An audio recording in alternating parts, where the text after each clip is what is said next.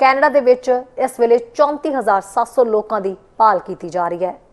Canada ਆਏ ਤਾਂ ਸੀ ਇਹ, पर जो उन्होंने रहन का समा हद जो है वह खत्म हो, यानी कि डिपोर्टेशन का समा आया तो वह गायब हो गए। हुण सवाल यह है कि वह कित्थे ने, जिसकी भाल हुण कैनेडियन इमीग्रेशन नूं करनी पै रही है। इन्ने लोगों के गायब होने की रिपोर्ट ना होने पिछे लापरवाही बॉर्डर सर्विसिज एजेंसी की मनी जा रही है, क्योंकि उन्होंने वालों अजिहे मामलों के फॉलो अप लैन दे विच ढिल वरती गई है। इस दे विच ज़्यादातर मामले जो है वह असाइलम केस, विजिटर या फिर कुछ क्रिमिनलाइज ने। आओ मारदे हां रिपोर्ट ते एक नज़र।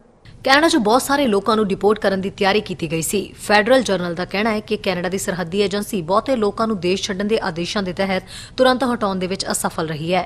ਬੁੱਧਵਾਰ ਨੂੰ ਸੰਸਦ ਵਿੱਚ ਪੇਸ਼ ਕੀਤੀ ਇੱਕ ਰਿਪੋਰਟ ਦੇ ਵਿੱਚ ਐਡੀਟਰ ਨੇ ਕਿਹਾ ਹੈ ਕਿ ਕੈਨੇਡਾ ਬਾਰਡਰ ਸਰਵਿਸਿਜ਼ ਏਜੰਸੀ ਦੇ ਮਾੜੇ ਆંકੜਿਆਂ ਤੇ ਕੇਸ ਪ੍ਰਬੰਧਨ ਦੀਆਂ ਖਾਮੀਆਂ ਕਾਰਨ ਇਹ ਰੁਕਾਵਟ ਆਈ। ਨਤੀਜੇ ਵਜੋਂ ਹਜ਼ਾਰਾਂ ਮਾਮਲਿਆਂ ਨੂੰ ਟਾਲਣ 'ਚ ਦੇਰੀ ਹੋਈ। ਇਮੀਗ੍ਰੇਸ਼ਨ ਅਧਿਕਾਰੀਆਂ ਨਾਲ ਜਾਣਕਾਰੀ ਸਾਂਝੀ ਕਰਨ ਦੀ ਰਫ਼ਤਾਰ ਵੀ ਚੀਜ਼ਾਂ ਨੂੰ ਹੌਲੀ ਕਰ ਗਈ। ਰਿਪੋਰਟ ਦੇ ਵਿੱਚ ਨੋਟ ਕੀਤਾ ਗਿਆ ਕਿ ਫੈਡਰਲ ਸਰਕਾਰ ਦੇ ਵਿੱਚ ਸੁਧਾਰ ਲਿਆਉਣ ਦੇ ਲਈ ਪਿਛਲੇ ਦਹਾਕੇ दौरान महत्वपूर्ण निवेश किया सी, जिस दे विच हटाउणा भी शामिल है।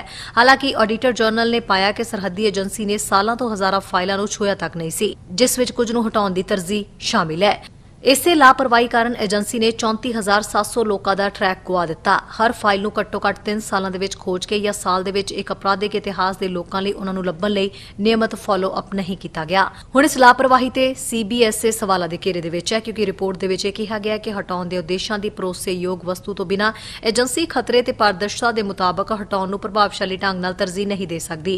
उन्हां कहा कि सानूं इह भी जानकारी मिली है जिन्हां दे विच एजेंसी इस गल तो अनजान सी कि हटाउण दे निर्देश जारी भी किए गए ने या नहीं।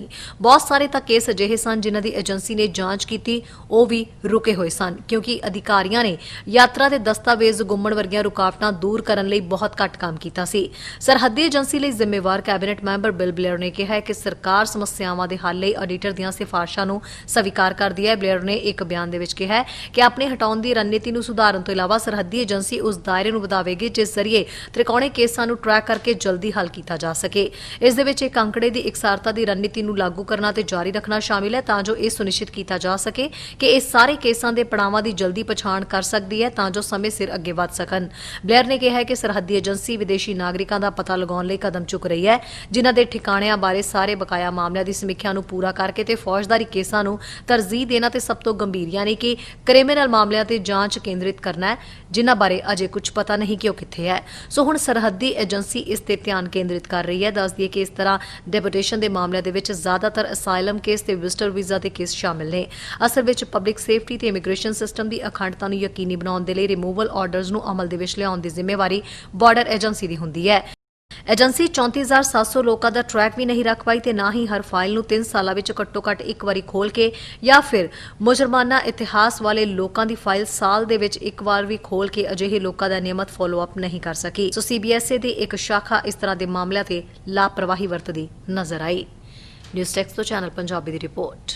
साडा हर एक प्रोग्राम देखण ते साडे नाल जुड़न लई सबसक्राइब करो चैनल पंजाबी ते नोटिफिकेशन लई बेल आइकन वाले बटन ते क्लिक करो।